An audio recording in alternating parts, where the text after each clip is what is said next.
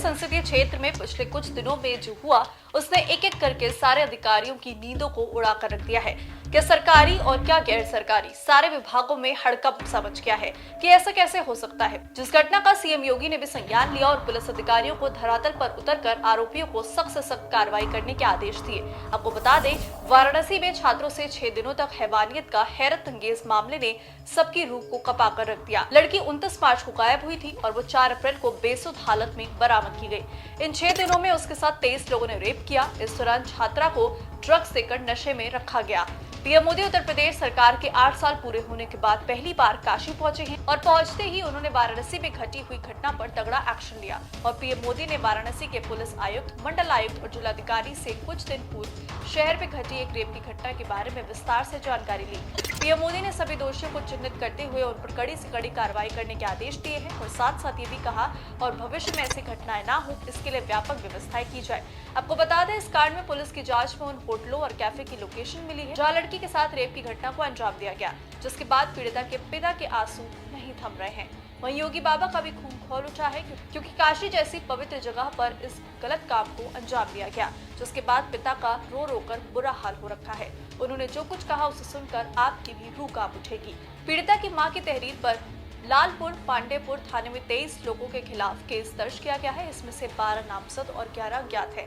बताया जा रहा है कि आरोपियों में दानिश, साजिद, इमरान, राज खान, अनमोल, जाहिर, अमन, सैफ, राज, समीर, सोहेल और आयुष के नाम शामिल हैं, जिसके बेहतर इलाज की खबर किसी भी वक्त आ सकती है। थाना लालपुर में एक सामूहिक दुष्कर्म की एक शिकायत प्राप्त हुई थी। उसी के क्रम में ये बताना चाहूंगा कि ये घटनाक्रम 29 मार्च से 4 अप्रैल का है, जिसमें पीड़िता का ये कहना है कि 29 मार्च को सर अपनी मस्जिद से देखे अपने दोस्त के पास में 4 तारीख को पीड़िता के परिजनों द्वारा पुलिस को थाना लालपुर को सूचना दी गई कि उनकी बच्ची घर से चली गई है। उसके संबंध में उन्होंने मुकदमा दर्ज करवाई थी और सेम ही डे थाना लालपुर पुलिस द्वारा बच्ची को सैकड़ों बरामद किया गया। उस दिन ना पीड़िता के द्वारा ना उनके परिजनों द्वारा किसी तरह की कोई शिकायत की गई कि कोई दुष्कर्म हुआ है।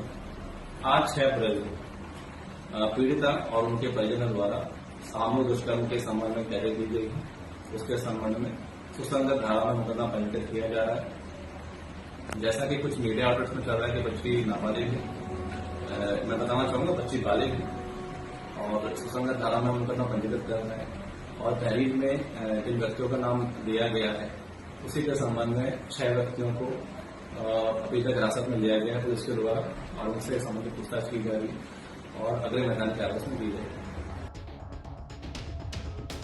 हालांकि अब जो आरोपी बचे हैं उन्हें ढूंढने के लिए पुलिस लगातार दबिश दे रही है, लेकिन आरोपी अभी तक गिरफ्तार नहीं हुए हैं, जिसे लेकर अंदर से खबर है कि बाबा और पीएम मोदी ने उन्हें जहन्नुम पहुंचाने की बात कह दी है, जिसने अधिकारियों की भी टेंशन बढ़ा दी है। वहीं पीड़िता के पिता ने जो कुछ कहा वो हैरान करने वाला है। एक मीडिया चैनल से बात करते हुए पिता ने कहा कि मेरी बेटी को 7 दिन तक इतना नशा करवाया कि उसकी जिंदगी नर्क बन गई। मैंने कभी नहीं सोचा था कि मेरी बेटी के साथ पढ़ने वाला ही उसकी जीवन नर्क बना देगा। बेटी हफ्ते भर बाद आई तो पूरी तरह से नशे की जद में थी। उसको नॉर्मल होने में समय लगा और जब उसने अपना दर्द बताया तो कलेजा फट गया। पिता का कहना है कि बेटी का सपना था कि वो स्पोर्ट्स टीचर बने, इसके लिए वो बीपीएड की तैयारी कर रही थी, लेकिन इन दरिंदों ने उसका जीवन और करियर दोनों तबाह कर दिया। अभी उसको सामान्य तरीके से व्यवहार करने में काफी दिक्कत हो रही है। इस हादसे का उस पर ऐसा असर है कि वो घबरा उठी है और डरने लगी है।